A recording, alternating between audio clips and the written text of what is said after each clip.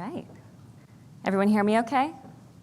If the mic goes off, I can be loud, but I know there's people piping in. So good morning. My name is Emily Simasek. I am so excited to be speaking with you all today about this topic. And just by a quick show of hands, how many folks were at the February Health and Pharma Summit? Okay. So that was my first summit. I had such an incredible experience there. And when they showed the highlight reel like they did this morning of where the next events were going to be, I literally screamed from the audience, like, that is where I got married! So I'm the girl that got married here at Skytop 6 or 7 years ago at this point. And my husband and my daughter Evangeline came with me this weekend. We got to tour the property, relive a lot of fun memories. So it's just been so incredibly surreal to be coming back here to be giving a talk about something I'm very passionate about, which is music and the power of sound, and to do it in a place that is so near and dear to my heart. So I do want to give a heartfelt thank you to the Media Post team, especially Lisa and Aaron, who've been so fabulous to work with, so thank you. So I came in from San Diego. Luckily, I got in on Thursday, so I beat the IT rush. But I work at a company called Neurocrine Biosciences. We specialize in underaddressed neurological and endocrine disorders. Today I'll be speaking on behalf of myself, not my company. But prior to joining Neurocrine, I spent some time in consumer health care, and then I also did a stint in public health working on some public health equity initiatives. So I'm originally from the Northeast, as you might have guessed. Like, why the heck would I have gotten married in the Poconos? I'm from upstate New York. My husband's from Philly.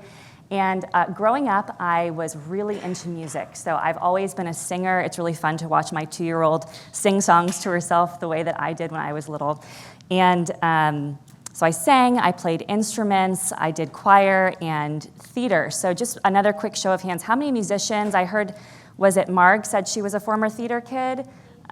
Yes. And other musicians in the audience? Yes, yes. I know Alex. Yes, okay. There was a joke about doing karaoke later this conference, so we'll see about that. But I'm going to call on you folks in a minute, so hang tight. So when I began my biotech career, I really jumped on every opportunity to look at music and how it's integrated into our promotional strategies. I've always been on the consumer marketing side. And whether it was selecting soundtracks for promotional videos and TV commercials, or thinking and studying about the impact of sound, and then finding the world of audio branding, it's always been something near and dear to my heart. So after working on several brands across consumer health and pharma, and then doing some independent research, I've become really obsessed with this topic of audio branding. So my goal with you today are really to leave you with 3 things. One is first define what is audio branding, and why are people using it? Why is it so popular? And like Lisa said, it's having a bit of a resurgence, especially in the pharma space. I'll share with you my philosophy and a roadmap for pursuing your own journey to building a customized sound for your brand. And then lastly, I'll talk about measuring creative effectiveness and how to amplify the power of your brand's sound. So this is where I'm going to call on musically inclined folks or people that are not musically inclined. That's totally fine too. I'm the only one that's mic'd, so don't feel embarrassed. So just a couple examples here, and Lisa mentioned one of them already. Imagine that you're driving, you're running some errands, you're in your local neighborhood, and you drive by your local McDonald's. What's that sound that you hear? Yeah, ba-da-ba-ba-ba. They have had that sound in market for years, and it's one of the quintessential examples of audio branding. Now, let's see if people can guess this one. You pull up your device for some late night entertainment.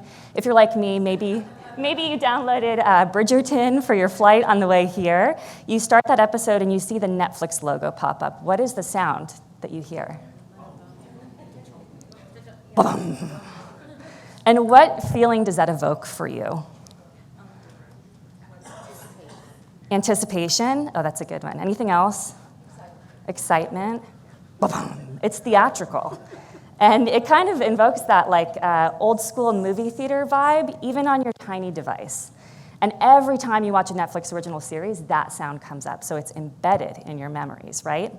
So this is the power of audio branding. Audio branding is also called sonic branding, an audio logo, or jingle. I have an issue with the word jingle. I feel like it's got a lot of baggage. So my goal is to break that baggage with you all today. But really, the way that I like to define audio branding is it's a shortcut to brand recognition, and it's a way to translate your brand's identity into an ownable sound. So why are people using audio branding? It is everywhere. So if you're a podcast listener, any big podcast listeners in here, I listen all the time. Your favorite podcast probably has its own version of audio branding. The apps that you use on your phone oftentimes have a jingle or an audio brand as you open it up. So if you start looking for it, you'll realize it's everywhere. But where we think about audio branding most is in TV commercials. And I'm sure a lot of people consume a lot of pharma ads in here, either just by viewership or doing research like I do. So does anybody have any jingles that come to mind that either they really like or they really can't stand? Yeah, and we're not going to name names today because I'm not here to make enemies with anybody in the room or in the industry. But jingles kind of get a bad rap, and I actually joked about calling this talk Justice for the Jingle, but it felt a little too catchy. But what I want to do is convince you why pursuing audio branding is a great idea for your brand or product. And when you do it correctly and effectively, it can be a really powerful marketing tool. So you don't need a choreographed routine in your TV commercial or online video. You don't need a full-on, now that's what I call music soundtrack. There are really simple yet effective ways that you can implement the power of sound into your branding. So instead of, again, doing a whole choreographed routine, just start by asking yourself, am I maximizing the power of my brand's assets? This was the question put forward in a study done by Ipsos, where they assessed over 2,000 video assets, and they did a meta-analysis of what were the different ad elements featured in these videos, and how did they help to drive creative effectiveness. So when they looked at the average score for a visual element, it had a 1.2 index in garnering branded attention. Then looking at the average audio, things like soundtrack, vocals, narration, that had an average index of 3.4. But sonic branding cues scored the highest and had a branded attention index of almost 9. This was actually higher than celebrity product endorsements, and that's why I wanted to just give a nod to Lance Bass earlier, because no shade to Lance Bass, right, Jordan? That was a fantastic integration you all did, but we can't all have Lance Bass on our brands, right? So if you can't get a celebrity product endorsement, or there's just not someone who fits for your brand or disease state, audio branding is an easy thing that everybody could utilize. And ultimately, this study concluded that sonic branding is highly effective in capturing attention that can help encode memories that later influence brand choice. So all of us marketers know that attention alone is not enough. We are all striving to be top of mind, right? We're looking for brand recall and building awareness, but ultimately moving beyond awareness to drive positive brand sentiment and consumer preference. That's what we want when we're trying to garner more attention. So think about branded attention and audio branding as an excellent first step because it helps you build ad recognition, and when you build that over time with a really effective campaign or advertisement, you will see those KPIs build across your marketing funnel. So hopefully I've at least convinced the naysayers that jingles are not all bad. They, yes, sometimes have a bad rap of being tired, annoying, but when you execute them well, they can be really effective. So how can a brand get it right? From looking at a lot of brands, not just in pharma, but beyond pharma, and then from my own personal experiences working with a couple brands in this space, I wanted to put together some steps to recommend how you could pursue creating your own ownable sound for your brand. So the first is starting with defining your objectives. So I recommend doing a thorough creative brief, including things like your brand voice, your purpose, your promise. Treat this as you would any important asset that you're developing in the creative space. Also think about the emotional tone and what's authentic both for your brand and for your consumer or patient journey. So if you're working in the oncology space, I don't recommend landing on something like the McDonald's ba-da-ba-ba-ba. It's probably too lighthearted and it's not going to hit the right emotional chord with your target. Second would be then the fun part, if you're a musician like myself or you just like music, is developing a lot of different variations of audio logos that could achieve your brand objectives. So you could honestly develop dozens. You can experiment with different types of music. Does your brand fit better with wind instruments versus brass instruments? What about the vocal quality? Is it a male or female voice? What are the tones of that music, and how do you get it just right? And that's then where you get into testing. So I do definitely recommend putting a lot of rigor behind this process, just as you would a TV ad or any important creative asset for your brand. You could do one or multiple rounds of research, but I think the important thing is to get it right from the beginning, because this is an extension of your brand. So the audio logo like a campaign will build recognition over time. And as you're doing this testing, ask yourself, does it deliver on my brand promise? So go back to that brief. Is it sticky? You want it to be memorable. You want people to walk away having it in their heads. But I think most importantly, and maybe where I come up against some of these jingles, is how does it make people feel? It's not that difficult to have something sticky and memorable attached to your brand, but if after the 20th time somebody hears it, they hate it and they never want to hear it again, and it leaves them thinking not the best sentiment about your brand, then it's not effective, right? So you have to be balancing those priorities of being memorable, having brand recall, but also communicating exactly what you hope to get out of your branding devices. So the last two things would be validating this in market. You could use any of your ongoing tools like your health brand monitor reporting to see how is this moving my KPIs over time? How is this affecting consumers? But also, what do HCPs think about it? What do KOLs think about it? We've actually gotten responses from HCPs that they really like our jingle. They've sung it back to some of our reps. Like, that is amazing when you think about the talk from yesterday, and physicians are consuming our consumer ads as well, right? So it's not just about your target demo, it's all the people that influence the decision for someone to get on this treatment. How are you making them feel? And then lastly, expand. So consider other ways beyond just TV, CTV, OLV that we've been talking about that you can integrate this into your assets and your brand ecosystem.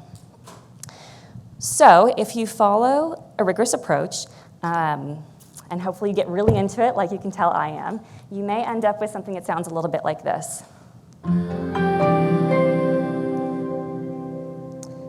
So that's just one audio logo that I've worked on. I will leave the mystery up to you to think about what went into that creative brief, how many variations we tested. Spoiler, a lot. You could develop a lot of different sounds and pick apart the nuances of each. But ultimately, this is intended to be something that can communicate without words, right? So one of my pet peeves is there are a lot of brands out there in the pharma space, again, not naming names, and outside the pharma space that I think will throw a jingle or a musical soundtrack at the wall, kind of see what sticks, see how it does in market, and then a year or two later, they replace it with something else. And I think if I could leave you with anything today, it would be just please think before you select your sound. It should be, well, first of all, it's hugely important for branded attention, as we discussed, and helps build recognition over time.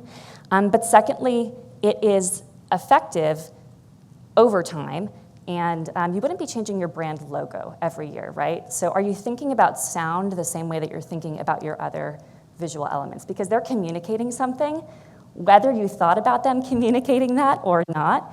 Your sound is communicating something to your target audience, so don't overlook it in your process. So in-market results that I think you can expect when pursuing something like audio branding, there's a lot of different ways you can measure it, right? And of course, it's hard to tease apart one element of your creative effectiveness, but things that I would recommend looking at include ad recognition. So going back to that data about branded attention, that easily can help translate to ad recognition. And you should see a pretty significant jump. Again, 9 branded index for audio branding. For brand sentiment, I recommend looking at the trends over time in a pre and post analysis after you introduce something like audio branding.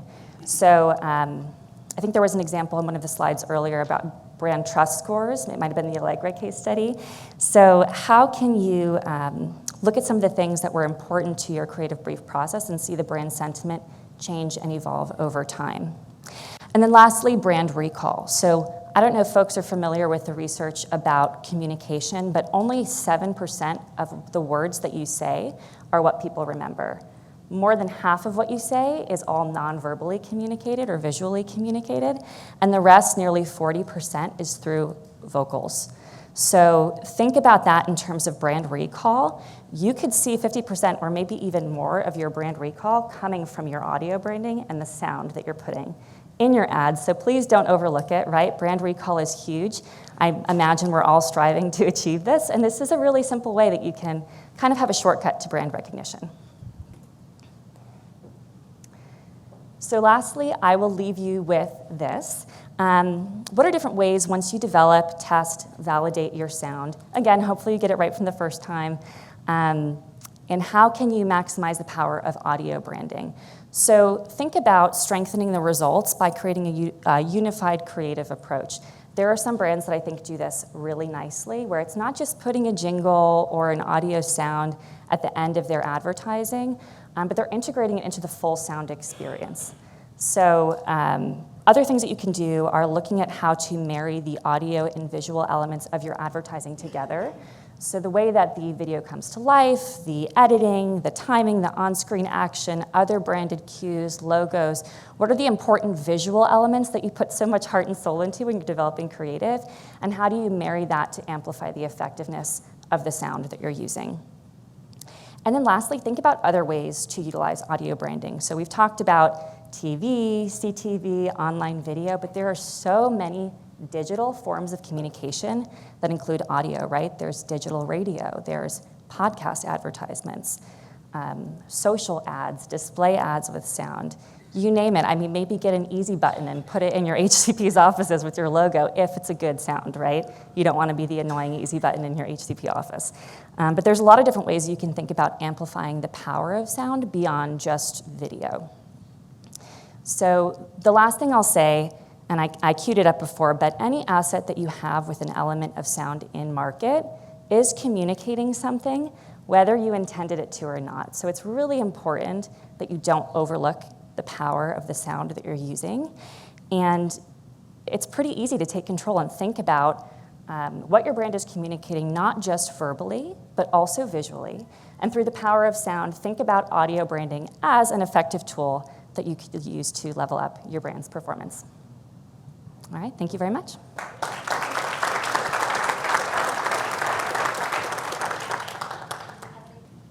Hi, I'm Mark here again. This is super cool. And you talked a lot about brand recognition linked to audio. How do you link it to product to translate it? So obviously, what we want is obviously pushing the business and sales. I'm just curious. Yeah, so I think that you're starting at the top of the funnel, right? So mostly what I talked about today is focused on upper funnel recognition, awareness, brand sentiment. But once you get into brand sentiment, right, that's like the meaty stuff in the middle of your funnel where patients are talking about consideration. So when I measure the effectiveness of audio branding, I take it into account from the top of the funnel down, and actually we have seen really positive pull-through to things like patient requests. So a pretty direct correlation when you go all the way down the funnel. Again, I don't want to attribute a jingle to all of that success because there's a lot of things that brand teams and companies do to drive the business. But I would just recommend doing a pre and post analysis, or even looking at other brands, or thinking about other brands that have audio branding in market and kind of looking at what's the patient sentiment, what's the awareness that you see there, and what's their share of voice. Because as much as we want to, spend all the money in the world, there are limited budgets, right? So I think it's a really good way to maximize the budget that you have. And if you're a brand that's fortunate enough to have TV advertising or high awareness drivers, I think this is just a way to maximize that effectiveness, and you will see those results, especially when it comes to mid-funnel conversion metrics. Hey, Emily. Nice job. Jarrett from Nativo.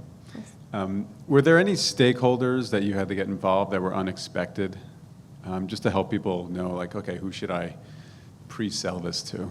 Yeah, that is a good question. When I did this most recently, I feel like I kind of got to fly under the radar because nobody really knew about audio branding, and they were like, oh, okay, she does some music, like I'm sure she could figure it out. But I will say, since it's been in market and since it's been effective, now all of a sudden people are really interested, and they're like, oh yeah, that jingle that we have on air, like that's really working for us, and look at these results, and look at specifically what people are saying about it.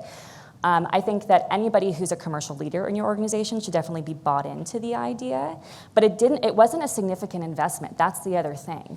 So it didn't require a big selling in strategy. It was really just, this is a new creative element that we want to add to our campaign. Let's test it out, get a couple iterations, see how it fits. And then from there, people were pretty easily bought in. But I would say tap into the people that are music fans. If you're working with a team, like I got really nerdy on all the feedback sessions with the agency, and they were like, what is she talking about? But there are agencies that are just dedicated to doing this type of work. So yeah, lots of opportunities. Hi, thanks for sharing. My name is Ashante Brinson with Kenview. Do you have any perspective on when is the appropriate time in like a brand's journey on when to introduce this, particularly if you're trying to introduce a new brand? Should you do it at the same time, or should you wait till like the brand itself is established before doing this piece? I think it would be fantastic to have this from the beginning. I don't know how many brands are integrating it into their launch materials, for example. It kind of is an afterthought from what I've seen. Maybe it's like, okay, how do we boost the creative effectiveness? How do we drive more attention? But I think if you could get this at launch, I mean, that would be the best path forward. However, it's never too late. I've worked on products that have been in market for years or decades. And it's not that you can never evolve your brand sound, right? You're gonna evolve your logo and your look and feel over time, but you don't wanna just throw the baby out with the bathwater. So, and I would also think that if you're going to develop it, make sure you know where you're going to primarily be utilizing it. So again, if you have a big TV or video investment, that's a great way to build the awareness. But if you have a really highly engaged digital audience, that could also be a really effective way. And again, it's not an expensive tool to develop and implement. And once you have it developed, you can really put it everywhere. Okay, one more question. Hi, Emily. Hi. My name is Nick Chitani. I'm with Causal. I'm also a amateur musician, so this was of particular interest to me. My question to you is, what's your favorite genre of music? And within that, what's your favorite song? Oh, thank you for the easy question. That won't get me in trouble if I answer it. I love all types of music. Joni Mitchell is my favorite. Pre-kids, I used to do open mics and play guitar and sing and stuff like that. But I've actually performed at several of my company's talent shows. So I did a Sarah Bareilles song one year. I did Sixpence None the Richer, Kiss Me at a year or two ago at my current company. But yeah, there's actually some professional musicians in the audience that I've met. So I think there's an opportunity here for later this evening. I don't know if it's before or after Dirty Dancing. Are we starting a band? Yeah, I think we should. But yeah, I think it's not unusual to find music fans and musicians and creative minds in an audience like this, right? Yeah, and so often, like, we kind of put our kind of personal interests and hobbies to the side in the professional space, but something like this is so integral to marketing and communicating with your consumers, so that's why I wanted to share it with you all today. All right, well, that was awesome, Emily. Thank you so much. Everyone, another big round of applause.